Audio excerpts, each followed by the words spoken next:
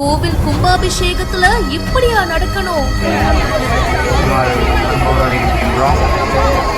அதுபோலவே மூலாலயத்தில் அபிஷேகம் வழங்காது அன்னதானமானது சிறப்பான முறையிலே ஏற்பாடு பண்ணியிருக்கிறது. மூலாலயத்தில் அபிஷேகம் அலங்காரமானது நடைபெற்று அனைவருக்கும் விபூதி பிரசாதம் குங்கு பிரசாதமானது வழங்கியிருக்கிறார்கள்.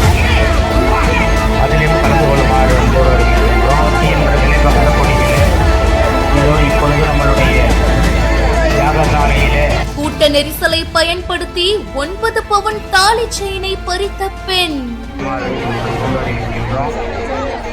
அதுபோலவே கையும் களவுமாக பிடித்த பொதுமக்கள் மற்றும் போலீசார். பரபரப்பான வீடியோ. தஞ்சை மாவட்டம் பட்டுக்கோட்டை பக்கத்துல இருக்கிற துவரங்குறிச்சி கிராமத்துல அமைஞ்சிருக்கிற 400 வருஷம் பழமையான சிவன் கோவிலுடைய கும்பாபிஷேகம் நடந்திருக்கு. இத பாக்குறதுக்கு சுற்றுவட்டார பகுதியை சேர்ந்த 15 கிராமங்களை சேர்ந்த பொதுமக்கள் 1000க்கும் மேற்பட்டோர் வந்து கலந்துகிட்டாங்க. கூட்ட நெரிசலை பயன்படுத்தி தாமரங்கோட்டை கிராமத்தை சேர்ந்த தனவல்லியம்மை அப்படின்ற பெண்ணுடைய கழுத்துல இருந்த தாலி செயினை அங்க இன்னொரு பெண் அறுத்து எடுத்திருக்காங்க அப்படின்னு கூறப்படுது. இத பார்த்த பொதுமக்கள் மற்றும் போலீசார் கையும் களவுமா அந்த பெண்ணை பிடிச்சு அந்த பெண் கிட்ட இருந்த தாலி செயினை பிடுங்கி அதே இடத்துல தனவல்லியம்மை கிட்ட ஒப்படைச்சிருக்காங்க. அவங்க கிட்ட விசாரணை பண்ணதுல கோவில்பட்டியை சேர்ந்த வெள்ளையம்மாள் அப்படின்ற விஷயம் தெரிய வந்திருக்கு. போலீசார் கைது பண்ணி கூட்டிட்டு போயிருக்காங்க. தீவிர விசாரணையும் போயிட்டு இருக்கு. இந்த வீடியோ பத்தின உங்களுடைய கருத்துக்களை கமெண்ட் செக்ஷன்ல சொல்லுங்க. மேலும் பல செய்திகளுக்கு இப்பவே பிஹைண்ட் ஃபாலோ பண்ணுங்க.